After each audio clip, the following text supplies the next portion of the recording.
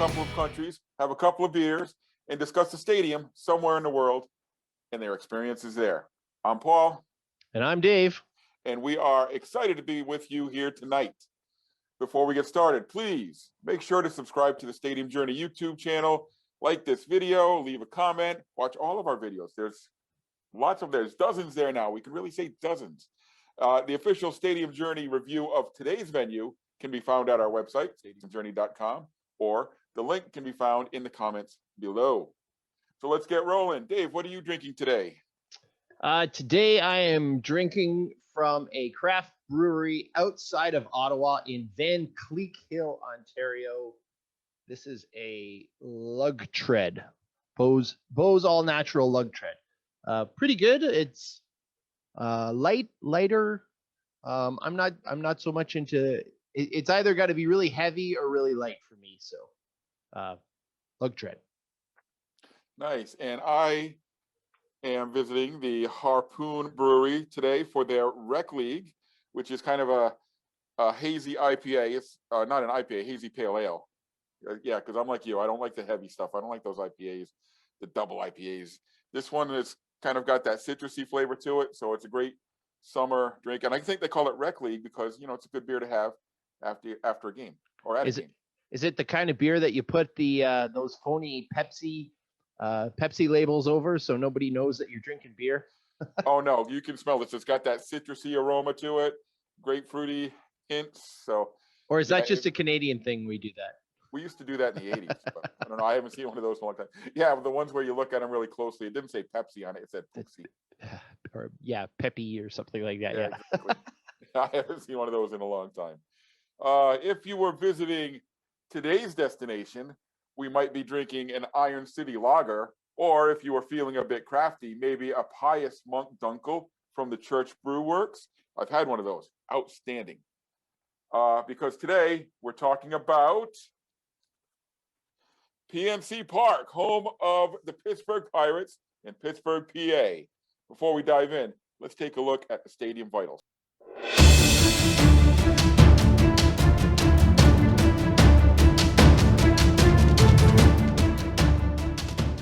So PNC Park, widely regarded as one of the best ballparks in the major leagues. In fact, the Stadium Journey writers have all submitted their top 5 lists for their favorite major league parks. And PNC is overwhelmingly the favorite amongst the writers. We had 14 writers participate. PNC got 11 first place votes out of the 14 writers. So it's just ridiculous how well PNC is received. It's the 5th home that the Pirates have had in the city of Pittsburgh. I don't know if you knew that. 5 parks in Pittsburgh. I did actually. Only 3 since what, 1930? Yeah.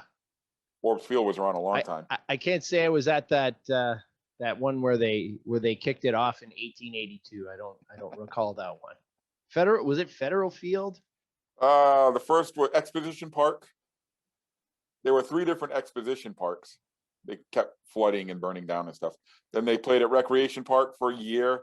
Then they moved to Forbes Field for, 50 or 60 years. Then Three Rivers Stadium from like 70 to 2001, and they've been at PNC since 2001. Hey, here's a cool trivia question. When they were talking about building Three Rivers Stadium or the replacement for Forbes Field, the original plan was to build it on a bridge over the Allegheny River. Cool. It was going to be the stadium, a hotel, a marina, and a 100-lane bowling alley. That's some serious bowling. That's a lot of bowling. I don't think I've ever seen a bowling alley that large. I don't know if we have 100 bowling lanes in the entire city here. So, they didn't go with that plan. They went with Three Rivers, which lasted a good 40 years or so. And then now PNC Park. So, Dave, why do we all love PNC Park so much? Oh, wow. PNC, I think it just puts everything together. You're one of your favorite sayings, it checks all the boxes. Well, to me, PNC checks all the boxes at the top of the list, right? Let's go from the outside in. The location is perfect. It's right on the confluence of the 3 rivers there. Allegheny, the Monongahela, Monongahela. that one, and the Ohio. So it's right there. Um, it's not quite as close to the water as uh, Oracle Park in San Francisco, but it's really close. Really close. You don't see the home runs hitting the river often, but it happens periodically. So it's on the North Shore. You've got a view of downtown Pittsburgh. You've got a view of all the bridges that cross the river. The one closest is of course after, I think it's fair to say, Pittsburgh's favorite son, the Roberto Clemente Bridge, and just the way that they put it together, the colors. Outside, it's a sandy, like a sandstone kind of color, light tan, with the black iron parts. I mean, that just screams Pittsburgh. Yes, absolutely. You could get wonderful pictures from in the park. You could get wonderful pictures on the South Shore from the other side of the river of the park. So right off the top, the location is amazing. The aesthetics are perfect. When you get inside, one thing that I think puts it above some of the other parks, like one that jumps out to mind is the Great American Ballpark in Cincinnati, which has a great location too, right on the river. Really nice. The capacity at PNC is only about 38,000, which is perfect, especially considering the Pittsburgh ownership situation, which is a little bit dicey for the locals. The owner of the Pirates is a guy by the name of Robert Nuttig, and he is a newspaper guy. He owns a few resorts as well, but he is also the 10th richest owner in Major League Baseball.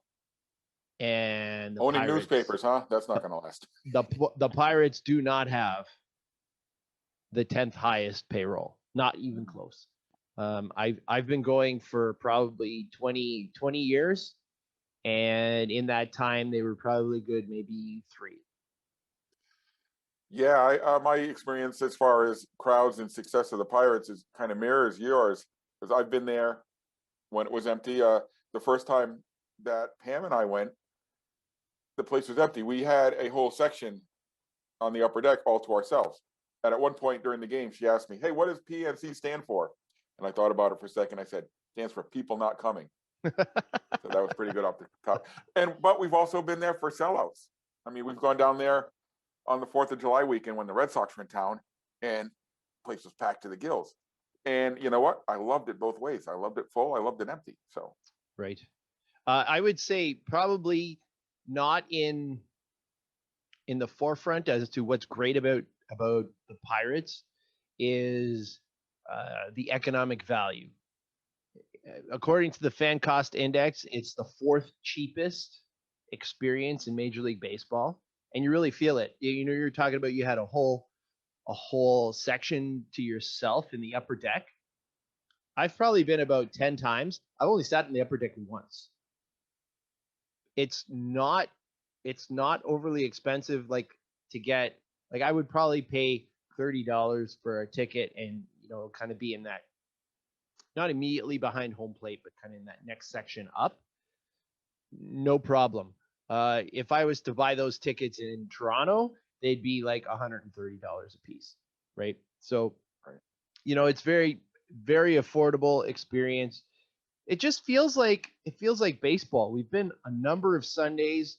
They closed 6th Street, or is it 6th Avenue?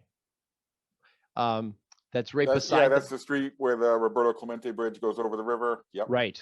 They have a kids fest or something. Yeah, they close that off, and they have all these kids things, bouncy castles and inflatable slides and all that jazz. And when we were bringing the family, and the kids would line up and they'd go do that, and it was a blast.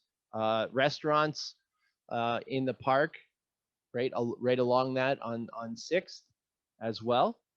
So if you're, you can let the kids loose and sit out on the sidewalk and have a beer, and yeah, just a great atmosphere. To me, it's all the things that we would love about minor league baseball in a major league park. Very well put.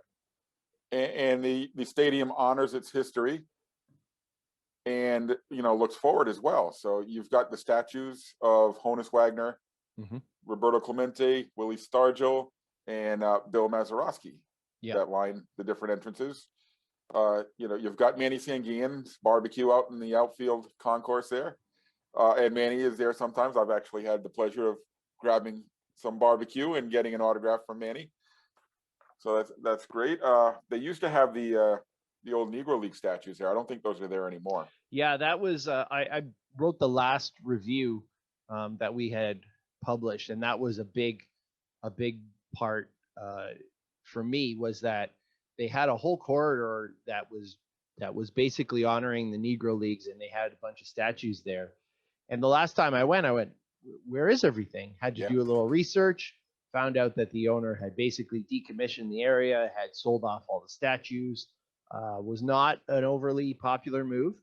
And for a guy who seems to be not overly popular to begin with, was probably not the best idea.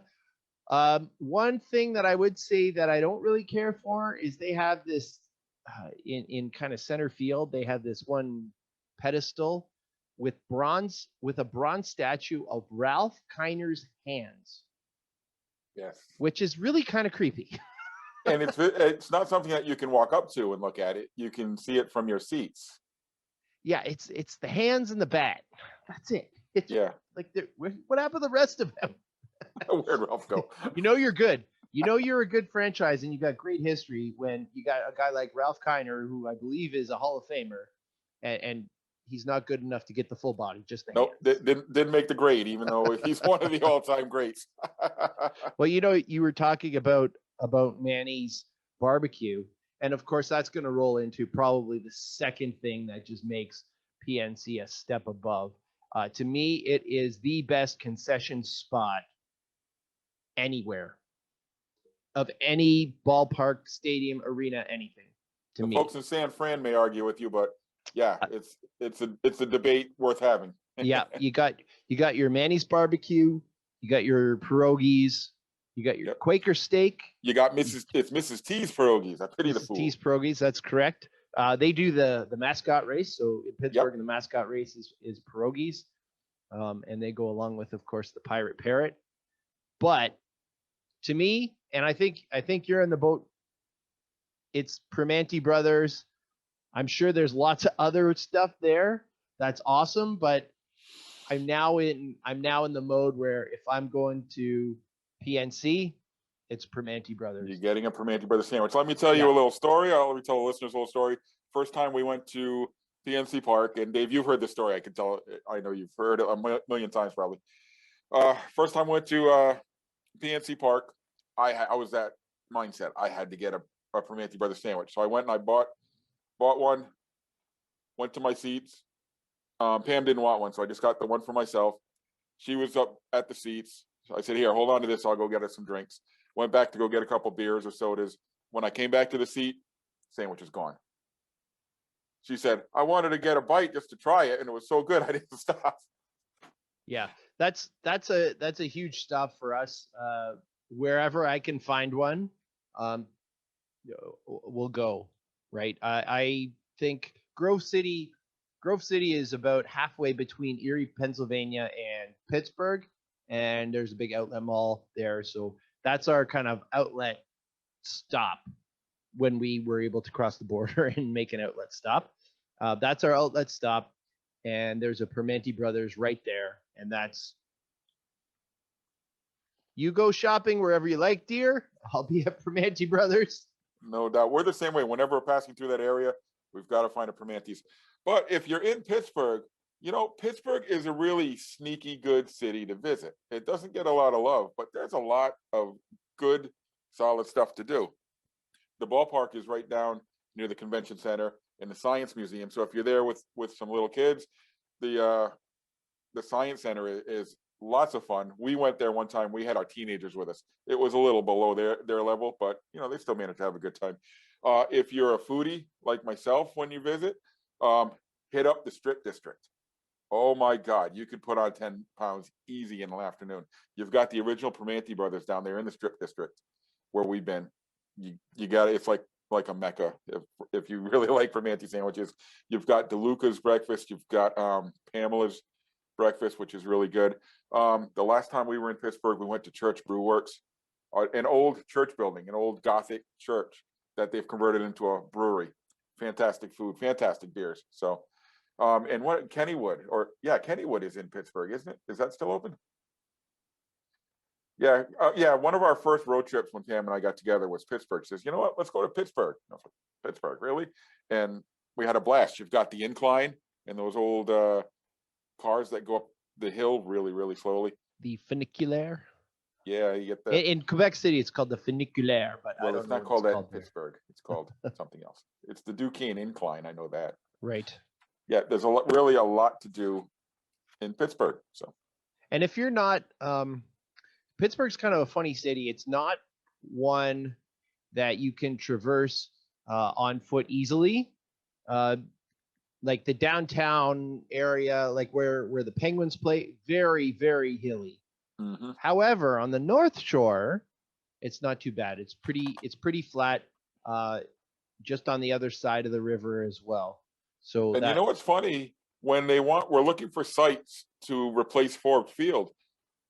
The North Shore, where the ballpark ended, where Three Rivers ended up, and where PNC is now, and where Heinz Field is now, that was seen as kind of a bad location because it was hard to get to. But now it's got its own attractions. The Andy Warhol Museum is right there, right like a block away from the ballpark. Right. Here's a hidden thing that I really enjoy when I go to PNC Park. If you happen to go there on a hot summer day, take a little walk up the river shore towards the triangle, towards where the Three Rivers meet. There is a little water sculpture that comes down into the river. And it's a really nice place to just hang out. You can actually walk into the fountain. You'll see dozens of people are hanging out, having a cold drink. Great place to hang out, get your feet wet, cool off while you're waiting for all the traffic to get out of the parking lots, if you happen to be on that side of the ballpark. Sounds like a good plan. I'll have to do that next time I go down there, which might be in 5 years. Yeah, at this rate. So why else? Why do we love PNC Park so much? I mean, because when you're walking around the park, it's kind of cramped. I'm going to be honest with you. If it's a big crowd, it's not the easiest park to get around with. But yeah, those views, the food, Pittsburghers are friendly. Mm-hmm. Usually, and at baseball games are friendly. I actually a wonderful story. We've been going there even before we had kids. I think the first time I ever went, my wife was pregnant with my oldest, and it was a stop every couple of years, every year, every 2 years, something like that. So one year, my son was just a little guy, and the Pirates weren't great. So there was plenty of space to walk around. So he goes and he starts walking around, and he ends up in the row behind us, and then 2 rows behind us. And then he goes walking over, and he's walking over to these ladies who look really, really expensive. I mean, they're next thing we know, he's sitting on one of their laps. He's playing with their iPhone, and this is like at the birth of iPhone. My wife is telling me about the purses they own. And so my wife starts heading up in that direction, just to kind of keep an eye on him. And, they're chatting away and whatnot. And then one of them asks, what team do you cheer for? And my wife says, well, we cheer for the Blue Jays. We're from Canada. And then my son asks them, well, who do you cheer for? They said, well, our husbands are playing, so we cheer for the Pirates.